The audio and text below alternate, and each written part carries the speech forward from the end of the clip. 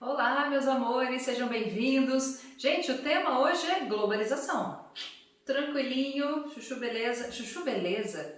Nossa, que termo de gente velha, né? Nossa, como eu tô velha. Mas, enfim, gente, hoje a gente vai falar sobre globalização. Lembrando, algumas coisas a gente já viu, umas partes, tá bom? Então, por isso que eu não vou me ater tanto, até porque é muito chato, tá? E eu tenho mais o que fazer, porque é chato essa parte.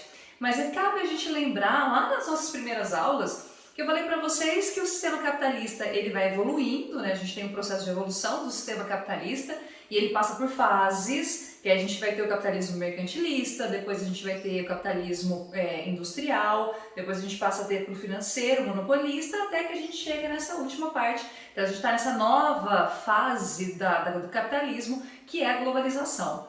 A gente tem que salientar, turma, que é interessantíssimo como a globalização, como o capitalismo, diferente do socialismo, ele consegue evoluir. Tá? Ele tem vários mecanismos ali de sempre ter uma evolução, sempre ter, né, uma modificação. E talvez por isso ele seja o sistema que acabou vencendo a Guerra Fria, por isso que foi um dos motivos de acabar prevalecendo, e por isso que praticamente hoje, eu falei já para vocês e vou repetir, a gente praticamente não tem mais socialismo, tá? Mesmo países que são socialistas ou que têm um sistema político dito como socialista, na prática mesmo na questão econômica eles são sim capitalistas, tá? Talvez a única exceção ainda seja a Coreia do Norte, mas mesmo assim, gente, a Coreia do Norte, uma das coisas que ela mais faz, não sei se vocês sabem, mas é falsificação, tá? A Coreia do Norte, ela é rainha de falsificação, rainha também de hackeamento, tá? Eles são muito bons em hackear coisas. Então, quer dizer, mesmo um país socialista, teoricamente tão fechado, vai também nas suas escapulidinhas ali, tá bom? Gente, vamos pensar um pouquinho antes desse processo de globalização, tá bom? Vamos pensar um pouquinho do processo anterior. A gente estava na Guerra Fria, então você tinha tinha aquele conflito ideológico que acabou se estendendo também para uma questão política, geopolítica, econômica. Mas tem algumas questões, gente, que favorecem, porque quando acaba o mundo socialista, para quando termina o socialismo, a gente dê início a esse novo processo. Então vejam que a globalização é como se ela tivesse tido algumas coisas anteriores que possibilitaram que ela se iniciasse. Então a globalização ela não se inicia do nada, tá? Ela não começa de uma coisa de um dia para o outro. Na verdade ela vai ser um processo ali que vai caminhando com algumas questões. Eu vou colocar duas principais. A gente tem uma coisa que é muito interessante, que depois eu vou até trabalhar mais isso com vocês depois, que é a interação dos países europeus. Porque veja bem, gente, ó, está na Guerra Fria, quem são os países hegemônicos? Estados Unidos e União Soviética, tá? Esses vão ser os países predominantes ali. E os países europeus, nessa, ó, eles tinham saído da Segunda Guerra Mundial, eles estavam enfraquecidos, né? Não tinham o mesmo poder de império que eles tinham antes da Segunda Guerra Mundial, então você tinha vários problemas. E aí, alguns desses países europeus perceberam, gente, que principalmente por estar num mundo que só tinha dois grandes países hegemônicos, eles tinham meio que um ajudar o outro. Eles tinham que fazer uma espécie de ajuda, uma colaboração aí, uma cooperação mútua para eles conseguirem sair desse processo ou desse período tão terrível pós Segunda Guerra Mundial. Então a gente vai perceber que logo depois da Segunda Guerra a gente vai ter alguns países que começam então a dar início ao que muitas décadas depois daria origem à União Europeia, tá bom? Então ali você já começa a ter uma espécie de integração que depois a gente vai se tornar uma tendência, tá? Depois na globalização isso acaba se transformando em algo que acontece basicamente em todos os países do mundo, que é esse processo de interação econômica, principalmente de todos os países. Então, uma tentativa de se ajudar, os países europeus começam então a fazer essa espécie de união entre eles. Além disso, a gente também, né, vocês já viram, que durante o período da Guerra Fria nós tivemos duas corridas, que é a corrida espacial e a corrida armamentista. Nessas duas corridas, uma coisa que foi necessária é o desenvolvimento de certas tecnologias. Essas tecnologias tinham como fins principais a questão bélica, tá? Ou quando é corrida espacial, é também, né, uma espécie de confronto ali, que como eu já falei com vocês, também tinha um quesinho bélico ali, né? Só que essa corrida espacial e armamentista permitiu que certas tecnologias que fossem desenvolvidas, que foram desenvolvidas ali, posteriormente, gente, favoreceria esse processo de globalização. E aqui a gente pode colocar uma série dessas tecnologias, né? Tanto os computadores, a internet, depois os celulares, os satélites. Então a gente tem toda uma gama aí de tecnologias ou de grandes inovações que naquela época eram grandes inovações que possibilitaram que a gente também tivesse essa maior interação ou integração econômica entre os países, tá? Então essa pré-globalização, ela vai começar até antes do que de fato a gente tem a globalização. Alguns vão dizer que ela começa lá em 1970, quando a gente tem, por exemplo, os microprocessadores, os computadores pessoais. Aqui a gente vai ter o surgimento da Apple, da Microsoft. Então, muitos vão apontar que aqui é o início mesmo da globalização. Já outros vão dizer que a globalização só se inicia de fato pós 1990, quando termina a Guerra Fria. Gente, lembrando que uma vez que esse mundo socialista, lá na década de 1990, ela acaba, né? A gente tem o fim simbólico em 1989, com a queda do Muro de Berlim. Depois a gente vai ter o fim mesmo lá em 91, com a dissolução da União Soviética. Porém, a gente pode dizer que em 1990 não tem mais mundo socialista, tem a quebra da cortina de ferro. E automaticamente nós deixamos de ter um mundo que a gente chama de bipolar, quer dizer, dois polos, e a gente passa a ter um mundo conhecido como multipolar. Então seria uma nova ordem mundial, uma nova organização mundial. Ao invés de você ter dois polos apenas, ou dois países hegemônicos, você passa a ter vários países ali importantes. Você começa a ter o Japão, que na verdade já era, mas ele, né, passa a ser ali um centro ali de uma espécie de região econômica. Você passa a ter depois também a Austrália, o Canadá, os países europeus. Então a gente começa a ter um país com uma nova organização que não é só dividida em duas porções, né? Ou você é socialista ou você é capitalista. Aqui a gente passa a ter também outras características nessa organização mundial. Muito bem, gente.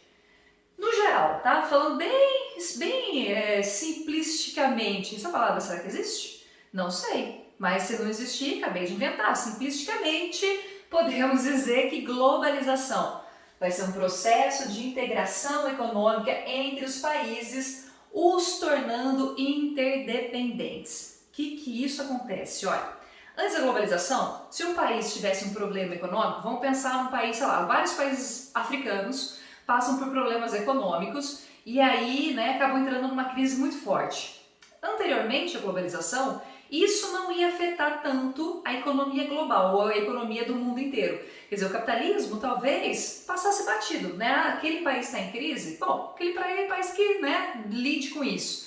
Por exemplo, Brasil, década de 80, pós-golpe militar, né, pós-período de ditadura militar, o Brasil passa por uma crise terrível em 1980. Afetou os outros países do mundo? Não, tá? Não foi uma coisa que afetou a economia internacional. Só que depois que tem a globalização, gente, isso não é mais possível, porque economicamente os países eles passam a ter uma integração muito maior. Quer dizer que a gente passa a ser muito dependente de comércio internacional, de ação de certas entidades internacionais. A gente passa a ser muito interdependente das transnacionais. Então, se hoje um país entra em crise, é claro que os países mais ricos principalmente, né? Mas não é uma regra. Quando você tem então uma crise em alguns grupos de países, você pode ter uma crise em nível global, tá? Então o mundo inteiro provavelmente entrará em crise também, tá? Então você não tem mais a possibilidade de ter coisas separadas. Economicamente nos tornamos praticamente, não vou dizer uma coisa só, não é bem assim, né? Claro que tem as questões das localidades, das nacionalidades, mas a gente tem, pensando nessa economia global, então você tem sempre essa interdependência entre os países. Tivemos crises recentes que comprovam isso, tá? A crise europeia lá em 2008, né? Começa nos Estados Unidos, mas depois se propaga para a Europa também. Então a gente tem várias amostras de como realmente quando tem um país em crise, isso se propaga para outros também. A globalização não é só uma questão econômica, a globalização ela também vai afetar a circulação de mercadorias, serviços, informações, cultura e, em menor escala, pessoas. Tá? Por que em menor escala pessoas? É muito mais fácil os bens circularem, é muito mais fácil a gente comprar produtos, por exemplo, da China, do que você permitir chineses no Brasil, entende? Então, as mercadorias, elas conseguem passar muito facilmente pelas alfândegas, a gente consegue comprar mercadorias de praticamente todos os lugares, serviços, né, gente? Quem, por exemplo, aí a burguesia que está me vendo, né, que tem, por exemplo, o Disney Plus, isso aí é coisa de burguês, tá, gente? Eu não tenho, tá? Antes que digam, mas você é burguesa, professora, mas eu não tenho Disney Plus, tá? A Disney Plus, gente, é um serviço internacional, tá bom? A gente não tem Disney aqui no Brasil, então é um serviço que é internacional e acaba, né, vendido, lógico, é dos Estados Unidos, mas ele é vendido internacionalmente. Isso é um exemplo, tá? Pensem na Uber, pensa em outros desses serviços que foram surgindo aí nos últimos anos, que não surgem no Brasil, que são serviços internacionais, tanto é que Uber você pega em praticamente todos os lugares do mundo, provando que esses serviços, eles então estão praticamente em todos os lugares do mundo pós-globalização. Muito bem, gente, vamos aqui a algumas características. Como eu já contei para vocês, a partir desse processo de globalização, a gente começa a ter uma forte formação de redes. Essas redes, quer dizer que a gente tem redes de vários tipos, tá? Por exemplo, a gente tem as redes de internet, que interligam o mundo inteiro, literalmente, tá? Você tem praticamente todos os lugares do mundo com internet, até lugares mais longínquos, lugares mais pobres. Claro que não todo lugar é muito pobre, mas enfim, a gente tem praticamente o mundo inteiro interligado ali pelos cabos, pelas redes de internet. A gente também tem, gente, se a gente pensar nessa questão das redes, os aviões. Até 1980 a gente não tinha tantas linhas aéreas. Atualmente, quer dizer, atualmente 2021, por causa de pandemia, não. Mas na globalização, pós-globalização, essas várias linhas aéreas, gente, então é muito mais fácil a gente pegar um avião, por exemplo, e ir para Dubai, ir para Pequim, ir para Hong Kong, tá? Talvez até mais fácil do que ir para o Acre. Olha eu fazendo bullying de novo com o Acre, hein? Mas é verdade, né? Às vezes é mais fácil a gente ir, então, para praticamente todos os lugares. Então essas redes, elas se transformaram em algo muito mais dinâmico, muito mais presente, assim como o fluxo. Fluxo do quê? Fluxo disso aqui que eu mostrei, ó. Capitais. Vamos supor que eu ganhe uma fortuna, que eu seja extremamente rica e vocês não sabem, e eu só estou dando aula no Cotil porque eu sou trouxa, tá? De repente eu sou super rica e aí eu quero mandar capital. Capital é o quê? Dinheiro. Eu quero mandar dinheiro daqui da minha conta bancária, aqui do Brasil, e quero mandar para a Suíça.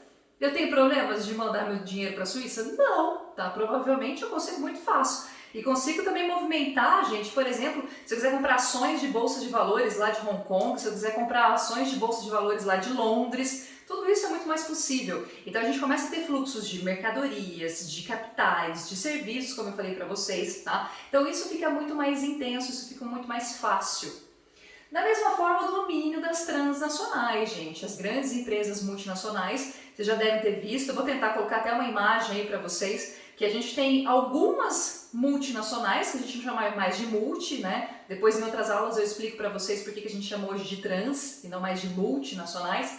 Essas transnacionais a gente tem uma meia dúzia ali que comanda uma série de outras empresas menores, uma série de outras holdings aí. Então você vai ter domínio de algumas dessas empresas e essas empresas realmente elas dominam o mercado de uma forma muito eficiente, tá? E claro que elas têm sempre uma intencionalidade, que é o quê? Ganhar dinheiro. Então elas sempre vão para o lugar que elas vão ganhar mais dinheiro. Isso é uma coisa óbvia, estamos num sistema capitalista, tá? É só a gente olhar agora, hoje eu tô gravando esse vídeo, é dia 24 de março, a gente está sem medicação para fazer a intubação dos pacientes que vão para a UTI com coronavírus, né? As pessoas que precisam de intubação. Tá faltando os kits de medicamento para a pessoa conseguir intubar. E esse medicamento, gente, antes da pandemia, ele era vendido a um preço de, se não me engano, R$20. E hoje ele está sendo vendido a um preço de R$200. Então é uma grande empresa que está fazendo isso e que ela vai conforme o mercado. Ela está errada? Claro que está, mas ela é uma companhia no sistema capitalista e é isso que elas fazem. Bom, tudo isso aqui, gente, realmente entendam que a globalização ela transformou muitas coisas, tá? Se vocês quiserem conversar aí com os pais de vocês, com os avós de vocês, para falar esse período pré-globalização, e não é só porque a gente não tinha celular, não é só porque a gente não tinha internet, mas que de fato até as relações sociais, a forma como a gente interagia com outras pessoas era muito diferente. Então vocês podem ver aí que a globalização ela teve um impacto muito significativo, não só no capitalismo, mas também nas sociedades do mundo inteiro, a gente pode dizer, tá? Os resultados, gente, é que a gente vai ter, por exemplo, as redes sociais, né? Algumas até deixaram de existir, outras ficam mais em evidência um período, tem mais modinha aí, né? Então a gente tem essas redes sociais que acabam tendo uma dimensão gigantesca. Hoje em dia, se as pessoas querem protestar, se elas querem fazer um protesto, onde que elas vão? Elas vão lá no Twitter, elas escrevem, faz um textão lá no Facebook, que adianta o quê? Bosta nenhuma, não adianta pra nada, mas a pessoa vai. Essas redes sociais, elas acabam tomando conta da nossa vivência, é quase impossível a gente ficar totalmente afastado das redes sociais. Tem uns doidos que conseguem, parabéns. A questão da massificação da cultura, o que a gente consome, tá com cultura mesmo. Eu dei o exemplo da Disney Plus para vocês, mas gente, filmes da Marvel, tá? Séries que a gente assiste. Só que é interessante que antes da globalização a gente tinha um predomínio dessa cultura principalmente americana, né? Estadunidense. Pós-globalização a gente consegue ter também contato com outras culturas. Então se a gente vê, acho que um exemplo bem legal, se você pegar a Netflix, a gente vai ter algumas séries que fogem desse circuito aí, principalmente Estados Unidos e Inglaterra, e a gente consegue ver séries espanholas, a gente consegue ver séries alemãs. Gente, o que foi Dark, por exemplo, tá? Não sei se vocês assistiram. Pô, Dark, puta série boa pra caramba, era uma série alemã. Então vejam que a gente vai ter não uma massificação de uma cultura, mas é interessante que você acaba também tendo de outras culturas e não só da estadunidense. Temos novas interações sociais, porque a gente acaba se conectando com outras pessoas de uma outra forma, né? Vocês, principalmente a idade de vocês, às vezes estão todos lá juntos, não hoje, né, que é 2021, a gente não pode estar junto, mas lá até 2019 vocês estavam juntos e vocês não se conversavam pessoalmente, vocês conversavam pelo celular, que é uma coisa muito bizarra, né? Vocês estão presencialmente ali, na realidade vocês estão juntos, mas na verdade vocês preferem conversar no mundo virtual, então isso é muito maluco. Pra mim que sou velha, eu entendo. Vamos ser muito culto à imagem. Por exemplo, o que são essas blogueiras aí, gente? Esse monte de blogueira e blogueiro que aí não faz nada. O que a pessoa produz? Produz nada, tá? E aí tem essa coisa da imagem, né? De você parecer bonita. Depois a gente vai discutir como isso tem alguns impactos muito negativos, principalmente para vocês. A questão do individualismo, eu consigo, se eu tentar bastante, eu consigo. Tudo fica sobre mim, eu não tenho que ter empatia com ninguém, eu não tenho que ter solidariedade com ninguém, cada um por si, Jesus por todos. Isso também tem um impacto muito significativo. E os novos meios de comunicação. Como assim? Que novos meios de comunicação? Vocês não pegaram isso, mas na minha época, por exemplo, as pessoas assistiam televisão e assistiam canais abertos, tipo Globo, Record, SBT, era isso que a gente assistia. Aí depois você tem a entrada das grandes redes pra gente ter a TV a cabo, mas hoje, gente, tem gente que não assiste nada disso, que vai ficar só o quê? YouTube, né? Vai ter outras redes sociais ali que não assistem mais televisão, tá bom? Então a gente tem sim uma mudança muito forte nesse sentido. Você abandona certas mídias, né? O jornal, gente, quem lê jornal hoje em dia, tá? Quem que vai na banca compra um jornal, isso praticamente morreu. E isso morreu sim graças à internet, graças aos celulares, graças a esses novos meios de comunicação que vão surgindo. Por exemplo, os velhos hoje em dia, eles querem se informar, que é interessante, né? Que os velhos sempre se informaram assistindo o Jornal Nacional. E aí você tem um monte de velho hoje em dia que se informa o quê? Com vídeo que é lá do WhatsApp. E aí ele vai falar, ai, mas eu vi um vídeo no WhatsApp falando que não sei o que, não sei o que. Então é muito interessante, né, como algumas coisas vão mudar e não necessariamente para uma coisa positiva. Bom, todo movimento, isso na história, tá? Todo movimento tem uma ação e uma reação. Então a ação é o processo de globalização, essas várias transformações aí que a gente vai passando, só que nós vamos ter, gente, nos últimos anos, algumas reações, algumas a gente já pode chamar de positivas e outras extremamente negativas.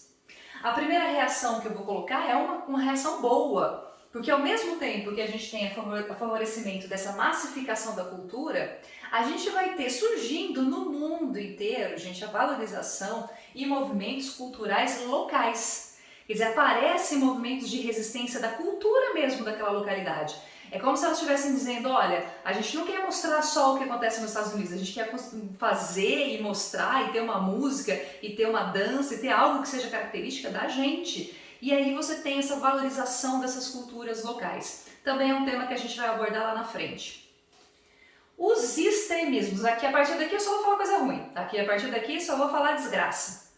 Extremismo, qualquer forma de extremismo, seja ele religioso, né, político, qualquer coisa relacionada a esse fundamentalismo de certas ideias, vai gerar sim violência e vai acabar tendo certas repercussões extremamente negativas. Que é um exemplo até antigo, mas que já está dentro desse processo, gente.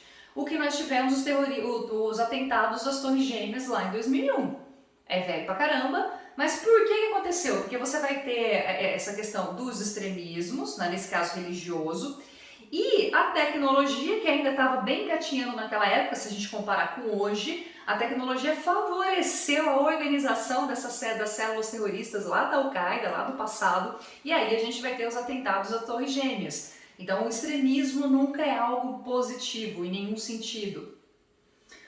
O ressurgimento de movimentos de extrema direita, e alguns desses movimentos de extrema direita com forte posicionamento fascista. Isso até me lembra uma pessoa, né? Até me lembra um cidadão aí, vocês devem saber quem.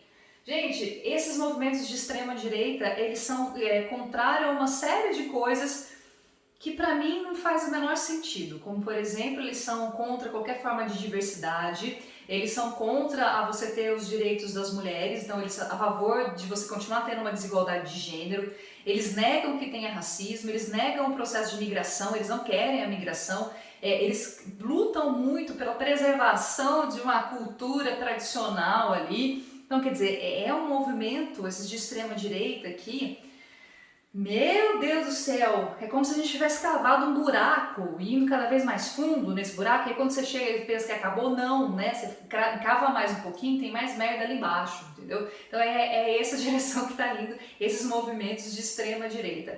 Veja que eu não estou falando da direita liberal ou da direita no sentido econômico, tá? Que eu sou contra também, mas eu acho que a gente consegue conversar. Agora, quando a gente fala desses movimentos aqui, gente, conservadores, ultraconservadores, aí vai ter um problema sério. Nos últimos anos, eu recomendo para vocês assistirem, talvez algum professor de vocês já tenha um pedido para vocês assistirem, uma série, acho que não é série não, é um documentário da Netflix que chama O Dilema das Redes. Gente, assistam, que eles vão falar exatamente como essas redes, essas várias mídias sociais, essas redes sociais, colaboraram para a gente ter uma bipolarização política.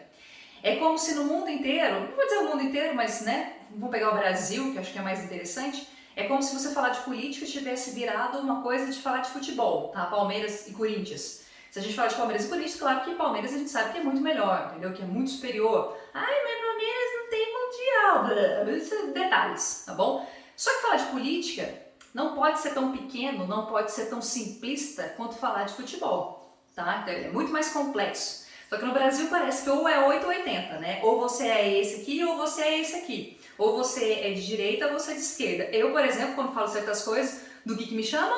Ele é um comunista. E aí eu sou obrigada a mandar a pessoa pastar. Não, pastar não, pastar não. A pessoa vai dar uma volta. E aí, olha, por último, pelo menos essas reações aqui, eu vou falar pra vocês desse termo que é inventado, tá, gente? É inventado por quem? Justamente por esses movimentos de extrema direita aqui. E mais, a gente vai ter como grande figura que começou a falar muito esse termo, que é o Donald Trump. E tudo que vem do Donald Trump a gente já sabe que não é bom, né? Se vem da boca dele, provavelmente não é uma coisa boa. Que esse termo, gente, muito bizarro que eles criaram para falar de globalismo. Então, ao invés de falar de globalização, eles usam o termo globalismo. É de dar tristeza mesmo no coraçãozinho da professora, tá? Eu não escrevi aqui porque não ia caber, mas peraí. Eu coloquei aqui para vocês o que significaria globalismo, tá, gente? Bom, primeiro que esse globalismo, gente, ele vai ser um termo usado por alguns líderes, tá? O Donald Trump, ele vai ser realmente o precursor disso, ele começa a falar nos seus vários discursos, E esse movimento, gente, ele vai ser contra principalmente grandes organizações mundiais, como por exemplo a ONU, como por exemplo a OMS, né, a Organização Mundial da Saúde. E eles vão ser contra também ao movimento de globalização no que consiste principalmente a questão cultural, a questão da imigração e a questão também de você ter uma cooperação internacional. Por quê? Porque eles vão dizer que essas três coisas principais aí estariam contra um outro terminho que eles gostam bastante, que é o patriotismo ou nacionalismo. Então, quando você tem esse globalismo funcionando dentro do seu país, automaticamente você vai contra esse sentimento patriótico e nacionalista, e ao mesmo tempo essas várias coisas aí acabam agindo contra todas as tradições, todas as culturas desse país. Muito bom, né? Eu vou mostrar para vocês um sujeitinho chamado Ernesto Araújo, que faz parte da Embaixada Brasileira, né, que é chanceler brasileiro. Teoricamente ele representa o Brasil, tá, gente? Internacionalmente ele é a cara do Brasil. Tem também aquele outro senhor lá, né, começa com G de G, não, Bolsonaro. E aí o Ernesto, que é seguidor do Olavo de Carvalho, então aí já começa bem. Ele vai dizer, gente, que globalismo é a globalização econômica que passou a ser pilotada, presta atenção aqui, pelo marxismo cultural. Marxismo cultural. Muito bem. Então quer dizer que Marx, né, quando ele foi escrever lá, quando ele fez o Manifesto Comunista, ele estava falando de cultura? Não, ele estava falando de igualdade de classes sociais. E aí vai falar de marxismo cultural, mas por quê? Porque na realidade, gente, eles vão ser contra imigração e diversidade, qualquer forma de diversidade, qualquer forma, tá? São muito contra. Eles vão falar sobre essa questão da governança transnacional, que é você ter essa ONU, a OMS, nessas grandes organizações aí, que a gente chama de supranacionais, e uma oposição à esquerda. Aliás, é muito interessante que tudo é esquerda, tá? Se falou, por exemplo, diversidade de gênero ou igualdade de gênero, esquerda! Se falou sobre racismo, que a gente tem que acabar com o racismo no mundo, esquerda! Se a gente está falando de qualquer coisa, né, que foge desse padrão que eles entendem como sendo conservador, automaticamente você é de esquerda, comunista. Até eu vi que teve uma dessas últimas manifestações aí bolsonaristas que eles queriam criminalizar a esquerda, criminalizar o comunismo. Aí eu fico perguntando, né, que comunismo, né? Cadê? Então tudo é comunista, tudo que a gente faz a gente é comunista, gente. Meu Deus do céu, não pode fazer nada nesse mundo que a gente vira comunista.